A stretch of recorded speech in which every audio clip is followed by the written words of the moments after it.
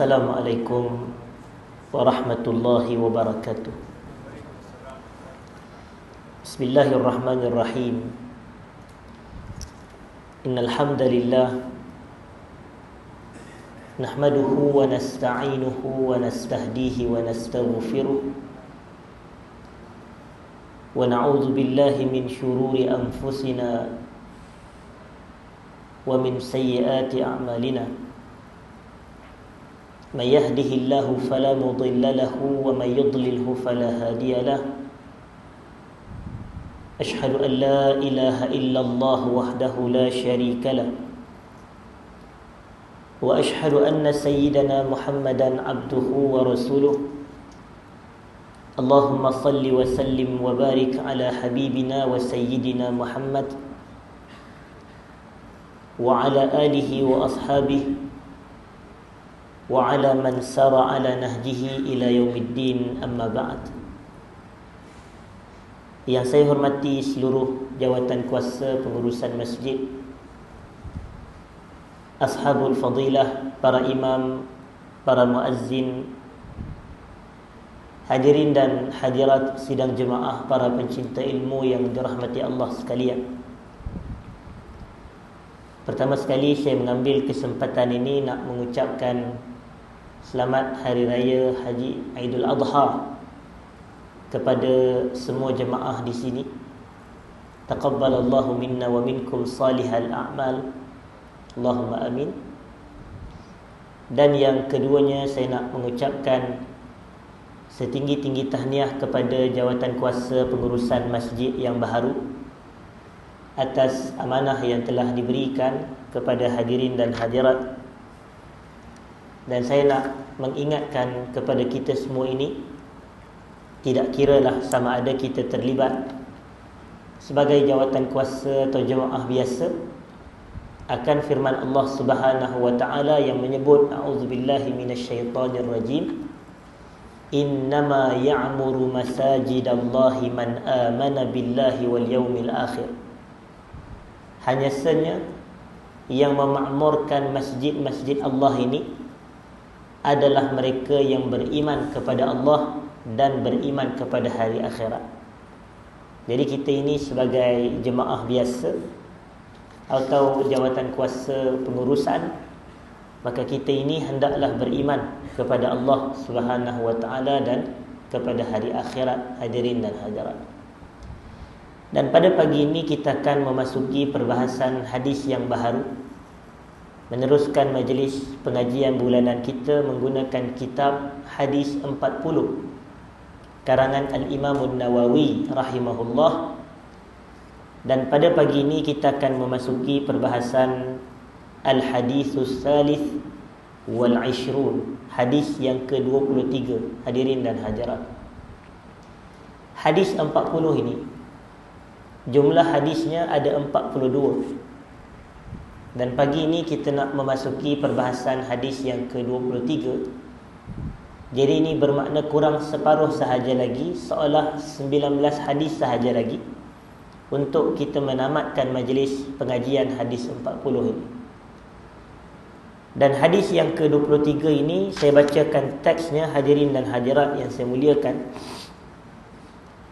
An Abi Malikin Al-Harith bin Asim Al-Ash'ari radhiyallahu anhu qala qala Rasulullah sallallahu alaihi wasallam at-tuhuru syatrul iman walhamdulillahi tamla'ul mizan wa subhanallahi walhamdulillahi tamla'ani aw tamla'u ma baina as-sama'i wal ard was-salatu nur was-sadaqatu burhan was-sabru dhiya wal-Qur'anu hujjatun laka aw 'alaik kullun nasi yaghdu faba'i'un nafsah famu'tiquha aw mubiquha.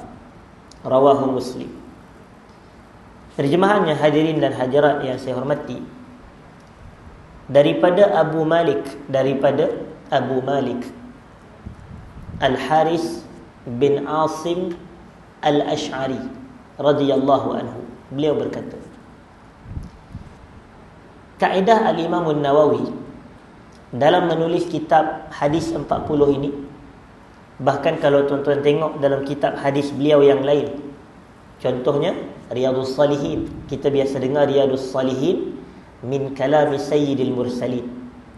Contoh lain adalah kitab Al-Azkar, juga ditulis oleh Al-Imam Nawawi, menghimpun zikir-zikir Nabi sallallahu alaihi wasallam, yang mana kitab itu nama penuhnya adalah Al-Azkarul Muntakhabah min kalami Sayyidil Abrar sallallahu alaihi wasallam. Kitab Al-Azkar ke, kitab hadis 40, kitab Riyadhus Salihin, yang ini dinamakan sebagai sumber sekunder atau sumber sokongan bagi hadis. Dari sudut kitab-kitab ini, ia bukan sumber utama bagi hadis. Sumber utama bagi hadis ni adalah kitab hadis yang mana penulisnya meriwayatkan hadis dengan sanad, iaitu dia meletakkan daripada dia sebagai penulis kitab rangkaian perawi daripada tok guru dia, daripada tok guru dia, daripada tok guru, sampailah kepada Rasulullah sallallahu alaihi wasallam. Jadi kenapa Imam Nawawi dia tak masukkan sanad dia? Sebab kalau dia masukkan sanad rangkaian perawi itu, kitab ni akan jadi panjang. Imam Nawawi ni dia lahir tahun bila? Hadirin dan hadirat, dia lahir pada tahun 631 Hijrah. Jadi tuan-tuan bayangkan 600 tahun jarak antara dia dengan Nabi. Berapa banyak manusia kalau dia nak masukkan telah meriwayatkan kepada kami, guru kami, daripada guru. Akhirnya orang nak baca kitab, Allah tebalnya, kita nak baca pun jadi malas. Hadirin dan hadirat, orang kita ni kadang paper nipis pun dia malas nak baca, apatah lagi kitab tebal dengan rangkaian perawi. Jadi Imam Nawawi dia tulis kitab hadis 40 ni nak bagi orang mudah baca, nak bagi orang mudah hafal, nak bagi orang mudah pelajari. Jadi dia tidak berhajat kepada nak letakkan sanad rangkaian perawi panjang-panjang ni. Tapi adakah sanad itu tidak penting? Ia penting, hadirin dan hadirat. Kenapa ia penting? Sebab kalau kita nak cek status hadis tu, hukum dia sahih ke, hasan ke, kita mesti merujuk kepada perawi-perawi hadis. Jadi di situ kena rujuk kepada kitab yang dikatakan sebagai sumber asal bagi hadis. Contohnya Sahih Al-Bukhari, Sahih Muslim, Jami' At-Tirmizi, Sunan Ibn Majah, Sunan Abi Dawud, Sunan An-Nasa'i. Yang ini dinamakan sebagai Kutubus Sittah, kitab hadis yang 6. Tuan-tuan cuba tengok satu contoh hadis yang tuan-tuan biasa dengar. Tapi hadis ni ada dalam kitab kita juga. Cuma dalam kitab ni terus diletakkan nama sahabat, tidak diletakkan daripada Imam Nawawi ambil daripada nama guru dia, tidak. Tapi kalau tuan-tuan buka dalam Sahih Al-Bukhari, tuan-tuan tengok dalam hadis yang pertama, Kitabu Bad'il Wahyi, kitab bermulanya wahyu. Babu Kaifa kana bad'ul wahyi ila Rasulillah sallallahu alaihi wasallam. Bab bagaimanakah bermulanya penurunan wahyu kepada Rasulullah sallallahu alaihi wasallam. Qala al-Bukhari haddatsana al-Humaydi Abdullah ibn az-Zubair qala haddatsana Sufyan qala haddatsana Yahya ibn Sa'id al-Ansari qala akhbarani Muhammad ibn Ibrahim at-Taimi annahu sami'a Alqamah bin Waqqas al-Laythi yaqul sami'tu Umar ibn al-Khattab radhiyallahu anhu qala sami'tu Rasulullah sallallahu alaihi wasallam yaqul innamal a'malu binniyat wa innama likulli imri'in ma nawa faman kanat hijratuhu ila Allah wa rasulih fahijratuhu ila Allah wa rasulih wa man kanat hijratuhu lidunya yusibuha aw imra'atin yankihuha fahijratuhu ila ma hajara ilaih. Yang hadis tu kita biasa dengar innamal a'malu binniyat. Dalam kitab hadis 40 kita ni, ia merupakan hadis yang pertama juga. Tetapi yang panjang-panjang itu tadi, itu nama dia sanad rangkaian perawi. Yang tu adalah sumber rujukan utama bagi hadis.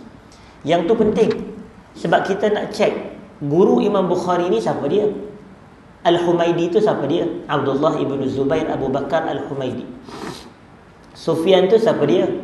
Sufyan As-Sauri ke, Sufyan Ibn Uyainah ke. Jadi kita kena tahu. Adapun kita katakan kenapa Imam Nawawi dia tak letakkan, bukan makna dia tidak ada sanad, dia ada sanad. Jadi jangan kita nak merendahkan kedudukan Imam Nawawi seolah kata Imam Nawawi ni dia tidak sertakan sanad. Tak, hadirin dan hadirat. Setiap ulama ni dia ada metod dia. Dia ada cara dia dalam mereka nak menulis kitab mereka ini. Dan tujuan hadis 40 ni adalah untuk penuntut ilmu peringkat permulaan. Yang kita duk belajar hadis 40 ni, ini beginner punya, hadirin dan hadirat. Ini bukan level-level master ke, level-level sifu ke, tidak. Tapi ini adalah level-level beginner, peringkat permulaan. Jadi kalau kita nak bagi permulaan, tuan-tuan tengok macam orang yang baru belajar berenang, takkan kita nak letakkan dia pergi ke lautan, matilah dia, hadirin dan hadirat. Dia alat kepakaran dia kurang, jadi dia nak pergi terus kepada lautan yang luas. Yang ni tak boleh. Jadi kalau dia baru mula belajar, kita bagilah dia kolam biasa sahaja. Boleh jadi kolam bulat tu main belajar berenang-berenang gitu.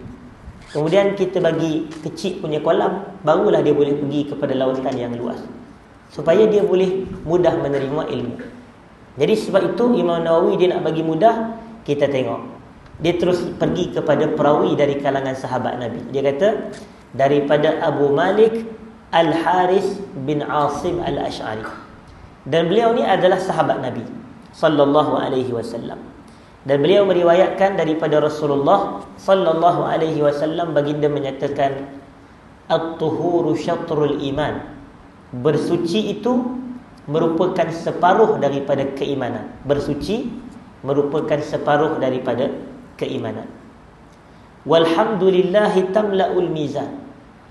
Ucapan alhamdulillah memenuhkan neraca timbangan. Subhanallahi, saya terjemah dahulu sebelum kita pergi kepada huraian dan kupasan. Wa subhanallahi walhamdulillah.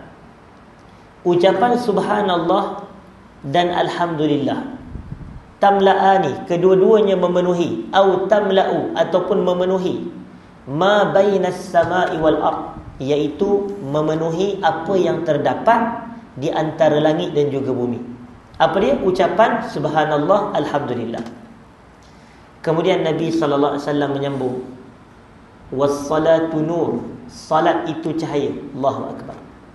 Was-sadaqatu burhan, dan sedekah itu adalah bukti. Kita nak tengok bukti apa. Was-sabru dhiya, dan sabar itu cahaya. Tadi salat itu cahaya, yang ini sabar itu cahaya. Kalau salat digunakan bahasa nur, kalau sabar digunakan bahasa dhiya. Nur adalah cahaya, dhiya adalah cahaya. Apa beza antara keduanya? Kita pergi kepada huraian nanti, hadirin dan hadirat. Kemudian Nabi SAW menyambung, wal Qur'anu hujjatun laka au alaik. Quran tu akan menjadi hujah untuk kita, atau dia akan menjadi hujah ke atas diri kita. Apa makna dia? Nanti kita akan sebut. Saya terjemah dahulu. Kullun nasi yaghdu. Semua manusia ni dia akan berpagian. Apa makna berpagian? Dia akan bangun pada waktu pagi. Faba'i'un nafsah. Bila dia bangun pagi itu, dia akan menjual dirinya. Famu'tiquha, sama ada dia membebaskan dirinya daripada neraka, au mubiquha, atau dia membinasakan dirinya dengan api neraka. Hadis sahih riwayat Imam Muslim, hadirin dan hadirat. Jadi kita nak pergi kepada huraian dan syarahan. Selepas huraian apa dia? Habislah, hadirin dan hadirat. Kita pendek sahaja kita punya perbahasan. Kita baca hadis, kita terjemah hadis, kita syarah, kita makan. Itulah makan tu maknanya lepas ni lah. Jadi habis dah makna dia begitu, hadirin dan hadirat. Kalau ada makan lah, kalau tak ada saya minta maaf. Jadi kita kata itulah kita punya flow kita dan turutan kita. Jadi kita selesai dah bab baca hadis tu dan bab terjemahan, kita nak pergi kepada huraian. Dan biasanya huraian ni biasanya lebih sikit lah masa dia, hadirin dan hadirat, ulasan ni. Kerana kita ni nak belajar laju-laju tak boleh. Kita tak boleh buat semua benda dengan cepat dalam satu masa yang sama. Ada orang dia kata, Ustaz, hari ni boleh ke saya nak jadi ulama dalam masa setengah jam? Allah, hebat sungguh kita. Setengah jam dia belajar dengan saya, jadi ulama. Mana boleh, hadirin dan hadirat. Saya ingat lagi ungkapan pertama yang guru saya sebut masa saya mula belajar dengan dia dahulu. Dia kata, man ta'anna nala ma yatamanna. Siapa yang tenang-tenang, dia akan dapat apa yang dia cita-citakan. Belajar ni tak boleh gopoh-gapah, tak boleh nak cepat habis. Ada orang kata, Ustaz, cepatlah habis hadis 40 ni. Jangan, hadirin dan hadirat, kita jangan gopoh-gapah. Disebut oleh Nabi SAW, at-ta'anni minallah, tenang ni daripada Allah. Kita tenang, kita tidak gopoh-gapah. Wal ajalatu minasyaitan, dan gopoh-gapah daripada syaitan, kata Nabi. Nak cepat habis, nak cepat jadi ulama, yang ni kita tidak. Dia akan ikut step by step, hadirin dan hadirat. Apa dia? At-tuhuru syatrul iman. At-tuhur ini maknanya adalah bersuci. Terjemahan literalnya adalah bersuci. Tetapi ulama-ulama kita, mereka faham kepada dua maksud. Kita tahu bahawasanya dalam i'tiqad kita ini, bersih daripada syirik adalah separuh daripada ketauhidan kita kepada Allah. Yang ni maknanya taharah di situ adalah suci i'tiqad, suci dari sudut akidah dan tauhid kita. Sebab itulah kita ni dalam dua kalimah syahadah itu, ataupun pada saya perbetulkan, dalam kalimah tauhid kita akan sebut apa? La ilaha illallah. Kita akan sebut la ilaha illallah. La ilaha tu makna dia nafi. Kita menafikan semua unsur ketuhanan.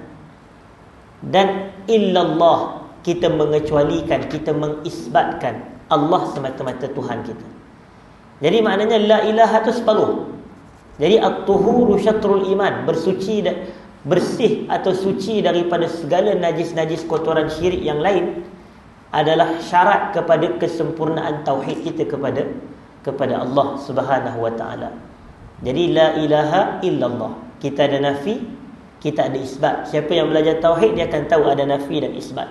Dia menafikan segala unsur Tuhan selain daripada Allah, kemudian dia mengisbatkan hanya Allah lah Tuhan yang sebenar-benarnya, iaitu hanya Allah ma'bud yang sebenarnya. Tetapi ada sebahagian ulama kita, mereka faham at-tuhur di sini adalah taharah dari sudut bersuci, manakala iman di situ merujuk kepada salat, iaitu bersuci adalah separuh daripada salat. Bersuci adalah separuh daripada salat. Dari sudut tidak sempurna salat, bahkan tidak sah salat jika kita tidak bersuci, iaitu bersuci daripada dua kategori: suci daripada hadas dan suci daripada najis. Suci daripada hadas ni merujuk kepada suci daripada hadas kecil dan hadas besar.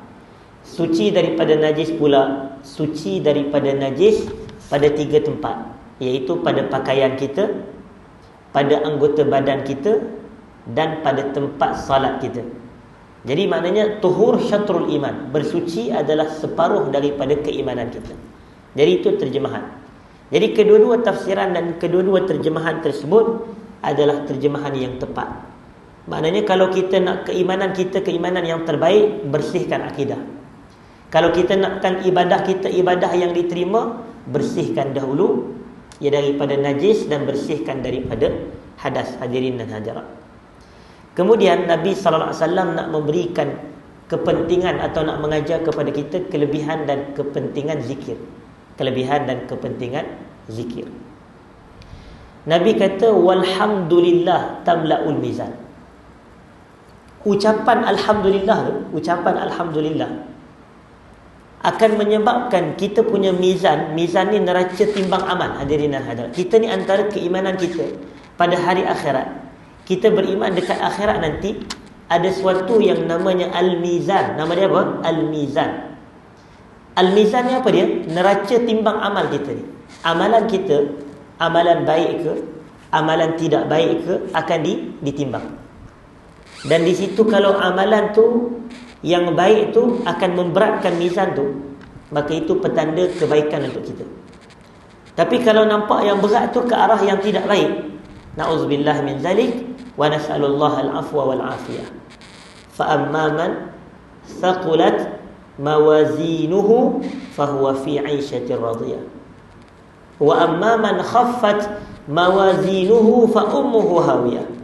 Wa ma adraka ma hiya narun hamiyah, kata Allah.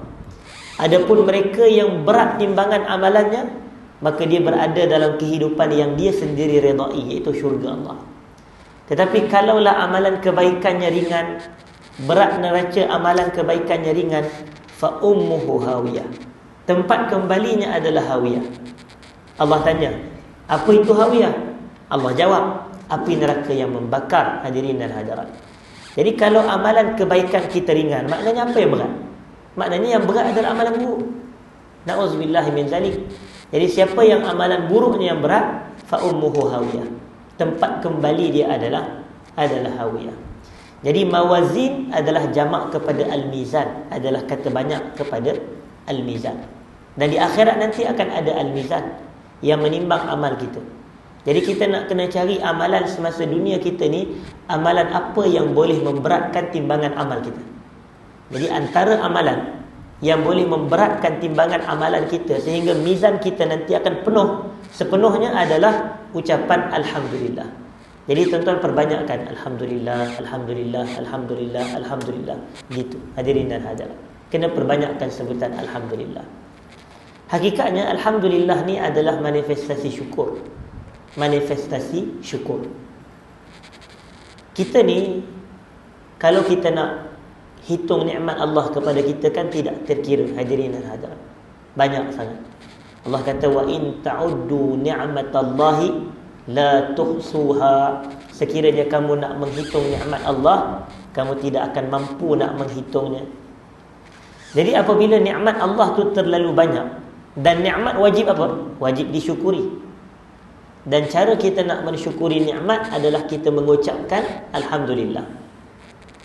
Tapi kalau dah nikmat tu tidak terhitung, maknanya kita kena banyak alhamdulillah, alhamdulillah, alhamdulillah. Sebab itu Nabi SAW banyak ajar kita ni, antara zikir paling utama alhamdulillah. Contoh, kita ni pada waktu malam, setelah seharian bekerja mencari rezeki, kita penat dan seumpamanya, kita tidur pada waktu malam. Bila kita tidur, badan kita mendapat rehat secara semula jadi. Hadirin dan hadirat, iaitu kerehatan. Badan kita esok kita bangun pagi pada waktu ini, badan kita pun dah rasa lega sedikit berbanding malam tadi. Malam tadi penat dan letih, bangun pagi hilang pula. Dan nak lagi hilang kalau tilam tu sedap. Hadirin dan hadirat, Allah selesa dia kata. Jadi bangun-bangun tidur je kita punya hilang keletihan kita ini. Badan kita dah jadi segar. Dan kemudian bila kita dah rasa selesa, Nabi SAW ajar kita baca doa alhamdulillahillazi ahyani ba'dama amatani wa ilaihin nusyur. Segala puji bagi Allah yang telah menghidupkan aku setelah dia mematikan aku. Jadi jangan kita kata kita bangun daripada mati pula. Betul lah hadirin dan hadirat, tapi bukan mati yang betul lah. Yang ni mati, nama lain bagi tidur adalah mati. Nama lain bagi tidur adalah mati. Ibnu Katsir dia kata mati ni ada dua. Wafat ni ada dua. Yang pertama al-wafatus sughra, wafat kecil. Yang kedua adalah al-wafatul kubra, wafat besar. Wafat sughra ni adalah nama lain bagi mati. Yang ni Ibnu Katsir disyarahkan firman Allah, dia kata huwallazi yatawaffakum bil-laili wa ya'lamu ma jarahtum bin-nahar. Dialah yang telah mewafatkan kamu pada waktu malam, dan dia tahu apa yang kamu buat pada waktu siang. Saya tanya kepada tuan-tuan, adakah semua manusia mati pada waktu malam? Kita kata tak. Jadi mati di situ pasti bukan mati sebenar yang dimaksudkan. Tapi saya tanya ke tuan-tuan, adakah semua manusia tidur pada waktu malam? Jawapannya ya. Semua manusia tidur pada waktu malam. Ada orang kata ke saya, Ustaz, Gad tak tidur waktu malam? Kita kata la ilaha illallah. Gad memanglah tidur di kerja dia, tapi kalau dia tidak bekerja hari itu, dia akan tidur juga pada waktu malam. Memang manusia sifat dia tidur pada waktu malam. Jadi maknanya huwallazi yatawaffakum bil-laili, situ dialah yang mewafatkan kamu pada waktu malam. Wafat di situ merujuk kepada tidur. Sebab itu doa Nabi, segala puji bagi Allah yang telah menghidupkan aku setelah dia mematikan aku, dan kepadanya lah kita kembalikan.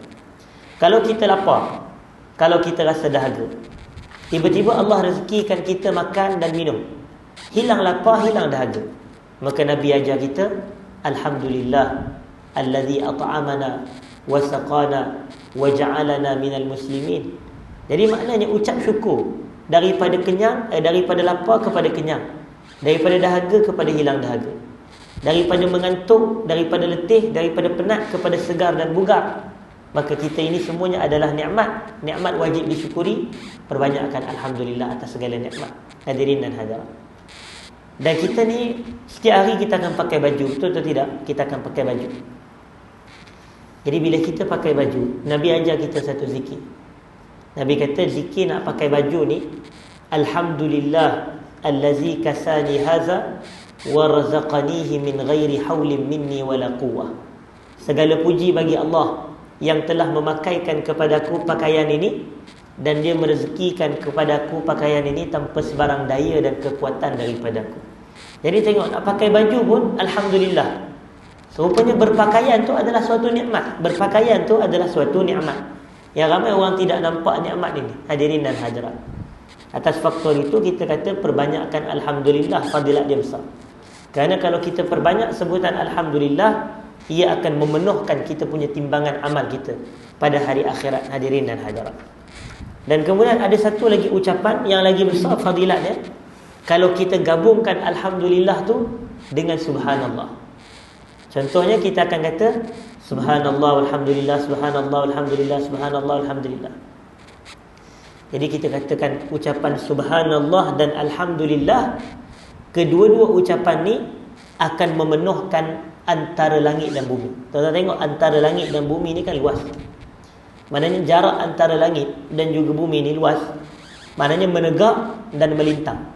Menegak dan melintang. Maknanya vertikal dan horizontal, hadirin dan hadirat. Jadi ia menegak dan ia melintang. Maknanya penuh, sepenuh-penuhnya langit dan bumi. Dengan apa? Subhanallah, alhamdulillah. Maknanya kalau kita sebut subhanallah, alhamdulillah, pahalanya besar. Maknanya pahalanya jauh lagi besar, iaitu lebih luas daripada apa yang ada di antara langit dan juga bumi. Jadi ini siapa yang sebut ni, hadirin dan hadirat? Yang menyebutnya adalah Rasulullah sallallahu alaihi wasallam. Dan apa yang Allah kata dalam surah An-Najmi ayat yang ketiga dan ayat yang keempat, apa Allah kata? Wa ma yantiqu 'anil hawa in huwa illa wahyu yuha. Nabi tidak bercakap mengikut hawa nafsu, melainkan semuanya adalah wahyu. Jadi apabila Nabi bagi tahu ucapan subhanallah, alhamdulillah ni akan memenuhkan langit-langit dan juga bumi, maka ini adalah wahyu, bukannya nafsu Nabi sallallahu alaihi wasallam. Jadi semua adalah wahyu daripada Allah Subhanahu wa taala. Ucapan subhanallah memenuhkan neraca timbang amal pahalanya. Ucapan subhanallah dan alhamdulillah memenuhkan pahalanya langit-langit dan juga bumi. Dan kemudian Nabi SAW menyambung, baginda menyatakan, wassalatu nur, salat itu cahaya. Salat itu cahaya. Salat ni cahaya pada wajah, cahaya dalam kubur, cahaya pada hari akhirat, hadirin dan hadirat.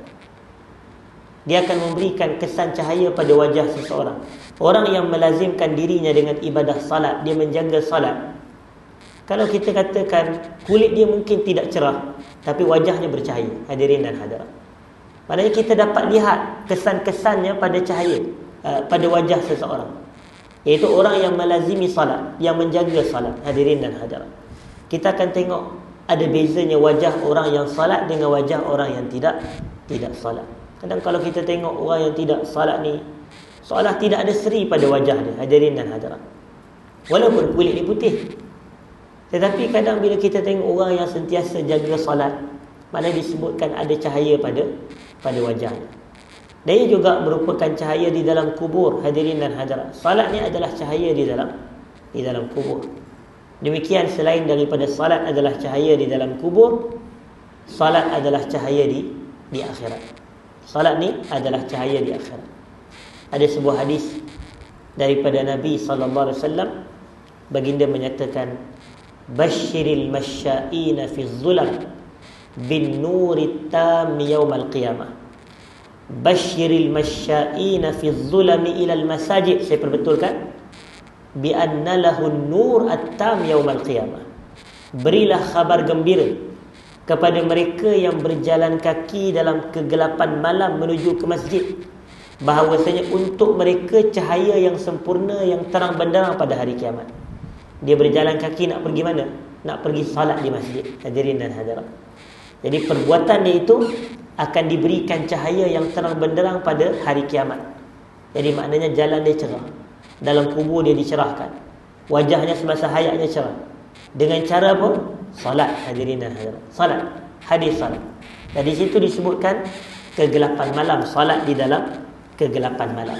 Jadi sebab itu, sebagai contoh hadirin dan hadirat, kita kata inilah kelebihan mereka yang menghadirkan diri mereka ke masjid untuk salat. Lebih-lebih lagi salat dalam kegelapan itu merujuk kepada salat maghrib dan juga salat subuh, hadirin dan hadirat, iaitu maghrib, isyak dan subuh, salat yang dilakukan dalam kegelapan. Kemudian was-sadaqatu burhan. Was-sadaqatu burhan. Sedekah ni kita jelas, dalam bahasa kita dipanggil sedekah. Dalam bahasa Arab sadaqah. Jadi kalau kita cakap dengan orang Arab, kena sebut apa? Sedekah ke sedekah. Kalau kita sebut kepada orang Arab, ana urid sedekah, dia kata. Ana urid sedekah. Orang tu pada apa dia sedekah? Dia pun jadi pelik. Jadi kita kata as-sadaqah. Sedekah tu boleh faham. Jadi kalau sedekah ni bahasa kita lah, hadirin dan hadirat. Ini tidak jauh pun, tapi sebutan yang betul sedekah. Kalau tuan-tuan perhatikan, adalah masyarakat kita ni diajar kalau nak tamatkan pengajian Quran tu, kita kena akhiri dengan sebutan sadaqallahul azim. Betul tak? Sadaqallahul azim. Jadi sedekah tu benar. Sedekah tu benar. Maknanya benarlah Allah yang Maha Agung. Sedekah. Jadi sedekah. Apa kaitan sedekah dengan benar? Dia sebenarnya sedekah ni dia ada kaitan dengan as-sidqu, sifat as-sidqu. As-sidqu terjemahannya adalah jujur, benar, tulus, ikhlas. Hadirin dan hadirat, itu antara makna-makna sidq. As-sidqu, dia jujur, dia benar, dia tulus, dia ikhlas. Jadi as-sadaqah, perkataan sedekah ni ada kaitan dengan kejujuran hati kita. Ada kaitan dengan keikhlasan niat. Ada kaitan dengan ketulusan jiwa. Maknanya siapa yang benar-benar mukmin, siapa yang tulus dan ikhlas, dia pasti akan membuktikan kebenaran iman dia dengan bersedekah. Maknanya kalau orang itu tidak bersedekah, dia ada masalah pada kejujuran dan ketulusan iman dia kepada Allah. Tapi kalau dia bersedekah, sedekah itu adalah bukti keimanan. Itu makna was-sadaqatu burhan. Burhan ni bukti, hadirin dan hadirat. Burhan ni dia bukti. Jadi as-sadaqatu burhan. Sedekah adalah bukti, kata Nabi. Bukti apa? Jadi sedekah adalah bukti kejujuran, ketulusan, keikhlasan dan keimanan. Jadi sebab itu kita katakan orang yang bersedekah ni benda yang sangat berat. Tuan-tuan bayangkan, tidakkah ia menjadi bukti keimanan kita kepada Allah apabila kita mengeluarkan sesuatu yang kita suka? Siapa dia tak suka duit, hadirin dan hadirat? Siapa dia tak suka harta? Ada orang kata, ustaz, ada orang yang tak suka harta ni, ada orang yang tak suka duit. Kita tanya siapa dia? Kita kata orang gila tak suka duit. Kita kata, tuan-tuan, betul ke orang gila tak suka duit? Tuan-tuan cuba cari. Kalaulah ada orang gila, contoh, kita pergi bagi duit kepada dia, seronok dia, tuan-tuan. Siapa kata orang gila tak suka duit? Jadi bukanlah makna orang yang suka duit tu gila, jangan salah faham pula. Tapi kadang-kadang kalau kita bagi duit pada orang gila pun, dia pun akan suka juga kepada duit. Maknanya itu adalah fitrah, hadirin dan hadirat. Mana ada orang suka kepada harta, orang suka kepada duit. Tapi tuan-tuan bayang, kita bagi yang benda yang kita suka kepada sesuatu pihak, dalam keadaan kita tahu kita tak dapat apa balasan pada itu dia. Macam contoh, kalau kita pergi kedai, kita bagi duit kepada cashier tu, kepada juruang atau jurujual tu, kita dapat something in return, betul tak? Kita dapat goods, kita dapat barangan. Kita beli, kita bayar duit, kita dapat barang. Barang tu pula kita guna. Jadi kita dapat benefit. Tapi yang ni kita masuk dalam tabung masjid, masjid bagi apa ke kita? Jadi sebab itu kita masjid, mungkin kita bukan mengharapkan sesuatu pun daripada masjid. Tapi kita sedekah tu untuk Allah, hadirin dan hadirat. Jadi ini berat. Dan yang lagi berat tu apa dia? Yang lagi berat adalah lagi besar jumlah tu. Bila lagi, maknanya kalau RM1 tu mungkin jiwa kita, alah RM1 ni, tak apa. Jadi dia letak dalam masjid. Tapi kalau nak letak RM50, itu beratnya dah. Jadi bila lagi berat tu, lagi bukti keimanan dia kuat, hadirin dah. Sebab dia tak dapat apa-apa. Jadi lagi besar, lagi berat dia punya pahala dia. Jadi sebab itu kita tengok sedekah ni burhan. Dia daripada as-sidq, daripada kejujuran, daripada ketulusan, daripada keikhlasan. Jadi apa bukti keimanan kita? Yang dibuktikan dengan kita bersedekah harta kita. Kemudian disebut was-sabru dhiya. Was-sabru dhiya. Hadirin dan hadirat, sabar itu cahaya. Sabar itu cahaya. Sabar ni terbahagi kepada tiga. Sabar ni terbahagi kepada tiga. Ini disebut oleh Al-Imam Ibn Rajab Al-Hambali dalam kitabnya Lataiful Ma'arif. Dalam kitabnya Lataif Al-Ma'arif, beliau kata sabar yang pertama adalah as-sabru ala ta'atillah, bersabar dalam melakukan ketaatan kepada Allah. Bersabar dalam melakukan ketaatan kepada Allah. Contohnya kita nak salat. Salat ni tuan-tuan ingat ringan ke tuan-tuan? Salat ni berat sebenarnya. Dia ada kita punya struggle kita nak salat sebenarnya. Kita seronok dengan dunia, sibuk makan, sibuk minum, sibuk berjalan, tiba-tiba Allah tak salat lagi. Jadi bila pak nak salat tu, dia akan rasa sedikit berat dan sulit kepada kita.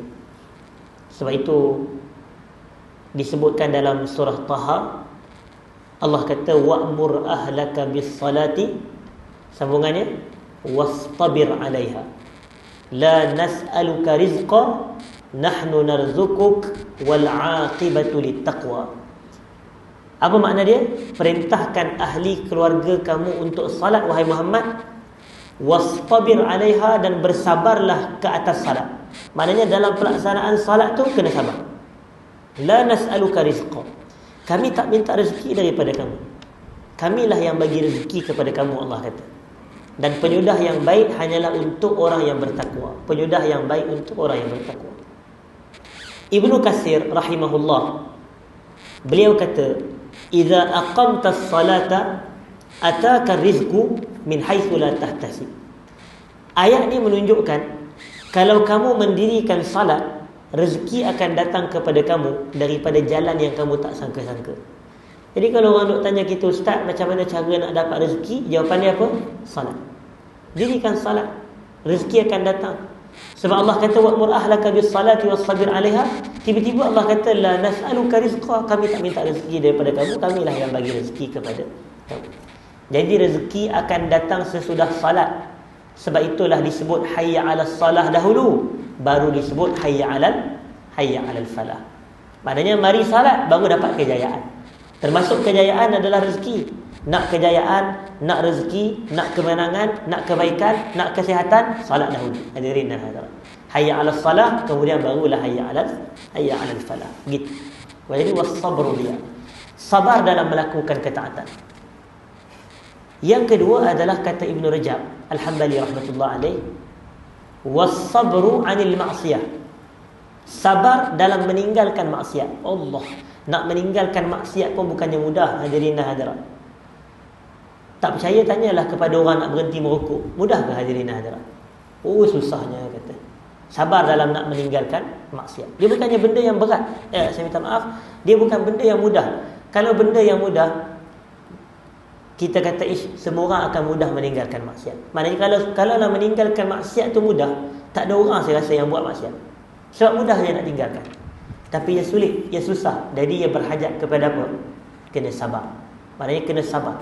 Sabar ni adalah kita menahan diri. Itu makna sabar. Sabar ni adalah menahan kemahuan diri, mengekang kehendak nafsu. Itulah sabar, hadirin dan hadirat. Dan yang ketiganya, was-sabru ala aqdarillahil mu'limah, kita bersabar dalam menanggung keperitan takdir. Kita bersabar dalam menanggung keperitan dan kesakitan takdir. Kadang-kadang ada takdir Allah ni menguji kita ini, berat ke atas kita ini. Walanabluwannakum bisyai'in minal khawf wal ju' wa naqsin minal amwali wal anfusi was samarat wa basyiris sabirin, orang yang bersabar. Kami pasti akan menguji kamu dengan perasaan takut, perasaan lapar, kehilangan nyawa, kehilangan harta benda, kehilangan hasil-hasil tanaman, dan berilah khabar gembira kepada orang yang sabar. Siapa dia orang yang sabar? Orang yang sabar ni allazina iza asabathum musibatun qalu inna lillahi wa inna ilaihi raji'un ulaika alaihim salawatun min rabbihim wa rahmah wa ulaika humul muhtadun, kata Allah. Iaitu golongan yang apabila ditimpa musibah, mereka akan mengucapkan sesungguhnya kami ini milik Allah. dan kepada Allah kami kembali. Inna lillah wa inna ilaihi raji'un. Jadi ini antara orang yang sabar. Sabar dalam menanggung keperitan takdir. Dan kata Ibn Rajab tadi, semua tiga-tiga sabar ni, sabar dalam melakukan ketaatan kepada Allah, sabar dalam meninggalkan kemaksiatan kepada Allah, dan sabar dalam menanggung keperitan dan kesukaran takdir, semua ini ada dalam ibadah puasa. Semua ini ada dalam ibadah puasa. Sebab itu nama lain bagi puasa, kata Nabi SAW, adalah sabar. Nama lain bagi puasa adalah sabar. Jadi kalau orang tanya soalan kuis, apa nama lain bagi puasa? Kita kata sabar. Nama lain bagi puasa adalah sabar. Kerana dalam puasa ada sabar terhadap tiga perkara tadi. Sabar dalam melakukan ketaatan, sabar dalam meninggalkan kemaksiatan, sabar dalam menanggung keperitan takdir yang terhasil daripada ibadah puasa, seperti lapar, dahaga, penat, letih. Semua tu kan ada waktu puasa. Jadi itulah kita sabar dalam menanggung keperitan dan kesulitan tersebut. Jadi itu dinamakan sebagai ad-dhiya. Was-sabru dhiya. Sabar adalah cahaya. Tadi saya sebut ada perbezaan antara nur dengan dhiya. Ada perbezaan antara nur dengan dhiya. Terjemahan dalam bahasa Melayu, kedua-duanya cahaya. Salat itu cahaya, sabar itu cahaya. Jadi kita kata begini, apa beza antara cahaya dhiya dengan cahaya nur? Kita kata begini, kalau tuan-tuan tengok kepada Quran, perkataan dhiya ni merujuk kepada matahari. Merujuk kepada matahari. Dan perkataan nur merujuk kepada bulan. Merujuk kepada bulan. Iaitu dalam Quran Allah kata, wasyamsa dhiya'an wal qamara nuran, kata Allah. Wasyamsa dhiya' wal qamara nuran. Allah menjadikan matahari itu cahaya dan bulan itu cahaya. Tapi saya tanya, cahaya bulan adalah cahaya pantulan. Dia bukan cahaya daripada dirinya sendiri. Cahaya yang kita nampak pada bulan tu hakikatnya adalah cahaya apa? Cahaya matahari. Hadirin dan hadirat. Jadi was-sabru dhiya'. Jadi maknanya cahaya sabar ni datang daripada diri seseorang itu. Dalam arti kata, dhiya' ni dia melibatkan kepanasan. Cahaya yang terhasil daripada panas. Yang tu dia. Jadi saya tanya kepada tuan-tuan, sabar ni ada kaitan tak dengan panas? Kita kata ada kaitan sebenarnya. Orang tengah marah. Dia tengah marah tu dia membakar tu, dia tengah, orang kata ihmarrat wajhu. Wajah dia merah padam. Marah tu. Wajah dia merah padam. Dia tengah marah. Tapi bila dia bersabar, maka yang ni cahaya yang terhasil daripada ni cahaya, orang kata secara bahasa majazi, bahasa kiasan, hadirin dan hadirat. Jadi itu menunjukkan perbezaan dan uniknya bahasa Arab ni. Was-sabru dhiya'. Sebab sabar ni biasanya dia nak kawal jiwa tu macam seolah matahari yang panas tu. Jadi sebab itu dinamakan sebagai was-sabru dhiya'. Dia tak nama was-sabru nur. Dia namakan sabru dhiya'. Sabar ni adalah cahaya yang daripada kepanasan, hadirin dan hadirat. Dan kemudian yang terakhir sebelum kita tutup, disebutkan di sini, wal Quran hujjatun laka aw alaik. Quran tu adalah hujah ke atas kita. Saya minta maaf, Quran tu adalah hujah untuk kita, dan Quran itu adalah hujah ke atas diri kita. Hujah untuk kita ni maknanya seolah dia peguam bela kita. Dia nak mempertahankan kita. Hadirin dan hadirat. Macam dalam kes-kes mahkamah tu, dialah yang defend kita. Itu Quran. Tapi kalaulah hujah ke atas kita, dia bukan nak defend kita. Dialah yang nak sabitkan kes kepada kita. Ada satu peguam lagi. Kan ada dua peguam. Yang satu ni nak tahan kita, satu lagi nak tahan pihak lawan kita. Jadi yang Quran hujah ke atas kita ni, maknanya dia jadi peguam bagi pihak lawan. Dia kata, oh dia ni salah, dia ni tak betul, dia ni macam tu. Dia nak bukti, nak sabitkan kita, nak jatuhkan kes tu, nak bagi kita kena juga. Jadi atas faktor itu Quran ni sifat dia dulu. Wal Quranu hujjatun laka aw alaik. Quran ni dia boleh jadi hujah kepada kita. Macam mana Quran menjadi hujah kepada kita? Kalau kita pertama baca dia. Kalau kita baca dia, dia akan jadi peguam bela kita. Dia akan pertahankan kita. Yang kedua, kalau kita beramal dengan dia. Dan yang ketiga, kalau kita menghafal ia. Maksudnya kalau kita baca Quran, kita hafal Quran, dan kita amalkan Quran, Quran jadi pembela kita pada hari akhirat. Dan tuan-tuan biasa dengar tentang riwayat yang menyebut tentang surah Al-Mulk, yang mana surah Al-Mulk ni menjadi pembela di akhirat, menjadi pembela di dalam kubur, hadirin dan hadirat. Maknanya dia menghalang seseorang yang membacanya daripada diazab dan daripada masuk ke dalam neraka Allah. Na'udzubillah min zalik wa nas'alullah al-'afwa wal 'afiyah. Jadi maknanya di situ Quran, surah Al-Mulk. Surah Al-Mulk itu adalah juzuk daripada Quran. Jadi sebab tu dia boleh memberi syafaat. Bahkan Quran, kalau surah Al-Mulk itu pun boleh memberikan bantuan. Tuan-tuan bayang, satu surah 30 ayat boleh bagi bantuan kepada kita. Kalau kita duk baca dia selalu. Tuan-tuan bayang kalau kita duk baca satu Quran. Jadi selamat sungguh ke akhirat, hadirin dan hadirat. Orang kata kalau tak percaya kena praktikkan. Kalau nak tengok bukti, baca Quran sampai habis. Sebab Quran ini ada 114 surah, hadirin dan hadirat. Ada 30 juzuk. Ada 6,236 ayat. Jadi tuan-tuan bayang, kalau kita baca 30 ayat surah Al-Mulk itu pun boleh bagi syafaat kepada kita. Macam mana kalau kita baca 6,236 ayat? Pasti lagi besar dan kuat dia punya kelebihan dan fadilat, hadirin dan hadirat. Dan ini yang disebut oleh Nabi sallallahu alaihi wasallam. Iqra'ul Quran, bacalah Quran. Nabi tak spesifikkan baca surah tu ke surah ni ke, tak. Nabi kata iqra'ul Quran, bacalah Quran. Fa innahu ya'ti yaumal qiyamati syafi'an li ashabihi, kerana Quran akan datang pada hari kiamat memberi syafaat kepada para ashabnya, kepada para sahabatnya. Dan sahabat Quran adalah mereka yang membaca Quran pada setiap masa dan ketika.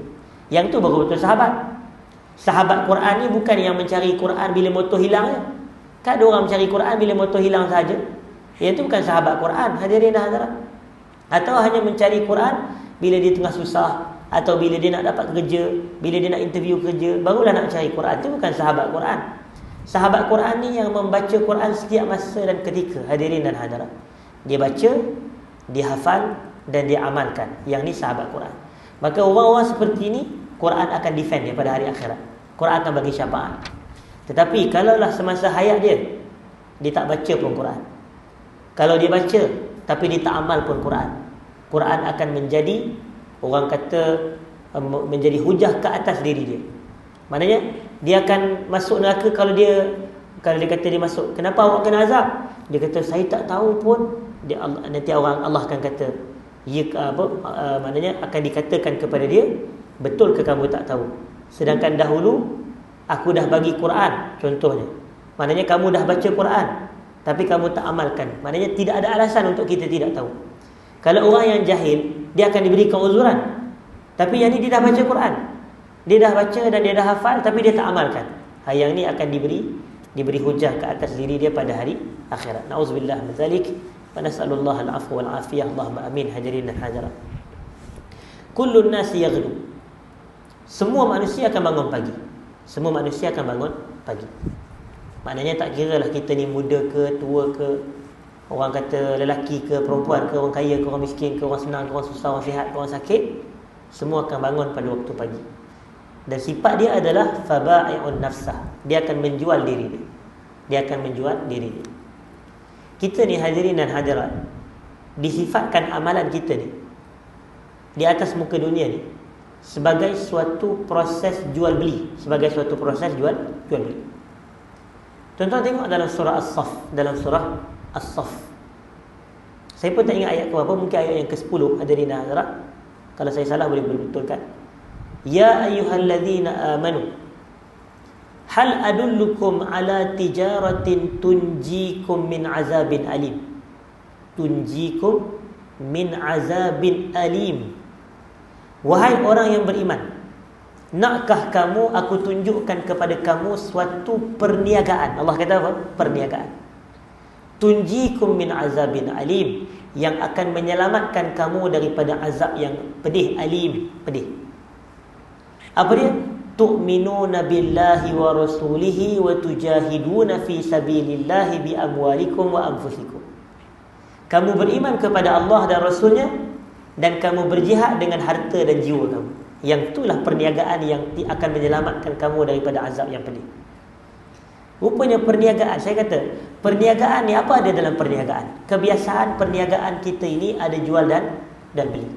Ada jual dan beli, ada untung dan rugi. Ini adalah kaedah-kaedah atau istilah-istilah bisnes. Istilah-istilah niaga. Ada jual, ada beli, ada untung, ada rugi. Hadirin dan hadirat. Jadi, Allah sifatkan kehidupan kita ni atas muka dunia ni sebagai suatu perniagaan. Perniagaan yang menyelamatkan kita daripada azab yang pedih, iaitu neraka. Apa dia? Beriman kepada Allah dan Rasul, berjihad dengan nyawa, berjihad dengan harta. Jadi amal soleh. Jadi amal soleh adalah perniagaan kita dengan Allah. Amal soleh adalah perniagaan kita dengan Allah. Kalau perniagaan, bila kita tuan-tuan berniaga, tuan-tuan nak ke rugi dalam berniaga? Mesti kita nak untung. Tak, Ustaz, saya rugi tak apa Ustaz? Allah bagus sungguh dia. Ada ke orang macam tu? Saya rugi pun tak apa Ustaz. Mana ada peniaga macam tu? Kalau peniaga macam tu, cepat gulung tikar lah dia. Hadirin antara tak payah buka kedai. Dia kata kita tak, saya nak memang niaga, kita nak untung. Jadi kalau tuan-tuan tengok perkataan untung, perkataan rugi. Rugi apa dalam Quran? Al-khusr. Kalau Allah kata wal asr innal insana lafi khusr. Demi masa manusia rugi. Tapi ada tak orang yang selamat daripada rugi? Ada. Siapa dia? Illal ladzina amanu wa 'amilus solihat wa tawassaw bil haqq wa tawassaw bis sabr. Semua ni amal soleh. Jadi nak selamat daripada rugi, amal soleh. Hadirin dan hadirat. Niaga kita dengan amal soleh kepada Allah. Dalam ayat yang lain Allah Taala sebut innal ladzina yatluna kitaballahi wa aqamus salata wa anfaqu mimma razaqnahum sirran wa 'alaniyah yarjuna tijaratan lan tabur. Sesungguhnya mereka yang sentiasa baca Quran, mendirikan salat dan membelanjakan harta mereka pada waktu secara terang-terangan, secara sembunyi-sembunyi. Maknanya baca Quran dia buat, salat dia buat, sedekah dia buat. Allah kata apa? Yarjuna tijaratan lan tabur. Mereka mengharapkan perniagaan yang tidak pernah rugi. Allahu akbar. Jadi baca Quran, salat dan sedekah ni perniagaan yang tidak pernah rugi. Jadi kita kena berniaga dengan Allah Ta'ala. Jadi dia akan untung saja. Niaga dengan cara macam mana? Salat. Salat tu niaga kita kepada Allah. Sedekah tu niaga kita dengan Allah. Baca Quran, niaga kita dengan Allah. Dan dalam satu ayat lagi Allah Ta'ala menyebutkan innallaha ashtara minal mu'minina anfusahum wa amwalahum bi anna lahumul jannah. Sesungguhnya Allah membeli. Tengok, Allah membeli kita apa? Kita menjual. Allah membeli, kita menjual. Innallaha ashtara minal mu'minin. Allah membeli daripada orang yang beriman anfusahum wa amwalahum, jiwa mereka, harta mereka, bi anna lahumul jannah, bahawasanya ganjaran mereka adalah syurga. Allahu akbar. Kita kalau kita membeli di kedai, yang kita bagi adalah duit, yang kita dapat adalah barang. Tapi kalau kita berjual beli kepada Allah, yang kita menjual adalah amalan soleh, amalan jiwa dan amalan harta, dan Allah membelinya dengan pahala dan syurga. Allah membelinya dengan pahala dan syurga. Hadirin, itu lebih besar daripada duit. Duit ni dia ada susut nilai. Duit, hadirin dan hadirat. Tetapi tidak pahala. Pahala ni tidak. Pahala ni boleh jadi bahkan makin bertambah lagi adalah, hadirin dan hadirat. Jadi atas faktor itu, semua manusia ni dia akan bangun pagi dan dia akan jual diri. Jadi kita ni bila kita jual diri kita, sama ada kita jual diri kita dengan amal soleh atau maksiat, na'udzubillah min zalik. Kalau kita menjual, sebab itu disebutkan di sini dalam hadis Nabi, fa mu'tiquha, sama ada perniagaan dia itu akan membebaskan dia daripada neraka, iaitu dia masuk syurga, ataupun perniagaan dia itu membinasakan dia dengan api neraka. Jadi kalau dia bangun pagi, yang dia buat adalah dia pergi buat maksiat, dia pergi buat jahat, dia pergi buat kezaliman, maka dia akan membinasakan diri dia dengan neraka. Tapi kalau dia bangun pagi, bangun dia tidur, dia ingat Allah, zikir kepada Allah. Dan selepas bila dia zikir kepada Allah tu, ikatan syaitan pada kepala dia tu, pada tengkuk dia tu hilang, akan cabut. Kemudian selepas dia berzikir, dia pergi ambil wuduk, dia bersuci. Bila dia ambil wuduk, satu lagi ikatan syaitan tu terlerai. Hadirin dan hadirat. Dan kemudian dia solat pula. Bila dia solat, ikatan syaitan yang ketiga habis dah daripada dia. Dan kalau tiga benda ni dia buat, dia berzikir, iaitu doa bangun tidur, dia ambil wuduk, dia solat, maka dia akan bangun fa asbaha nasyitan, kata Nabi, dia akan bangun pagi dalam keadaan yang semangat, yang orang kata cerah, yang segar. Ni asal bangun pagi yang mengantuk tu cerita lain lah, hadirin hadirat. Tapi ni kalau dia dalam keadaan dia bermalas-malasan, hadirin hadirat. Dan hadis tu adalah hadis yang sahih, bahwasanya apabila kita tidur, syaitan akan mengikat dengan 3 ikatan pada qafiyatul ra's. Maknanya qafiyah ra's ni pada bahagian belakang kepala kita ni. Jadi dia akan ikat. Jadi bila kita bangun tidur, bila kita berzikir kepada Allah, dia akan terurai, dia akan hilang ikatan tu. Jadi bila kita bangun, penuhkan aktiviti dengan ketaatan kepada Allah, maka kita akan membebaskan diri kita daripada api neraka. Macam pagi ni lah, kita bangun tidur, baca doa bangun tidur, hadir ke masjid, salat berjamaah, berzikir pula. Jadi ketika itu kita akan mendapat kebebasan daripada api neraka, insya-Allah. Allahumma amin, hadirin dan hadirat. Jadi memadai sekadar itu perbahasan kita pada pagi ini. Saya mohon maaf atas sedikit kelewatan tamat kita pada pagi ini. Aku qauli hadza wa astaghfirullahal azim li wa lakum. Assalamualaikum warahmatullahi wabarakatuh.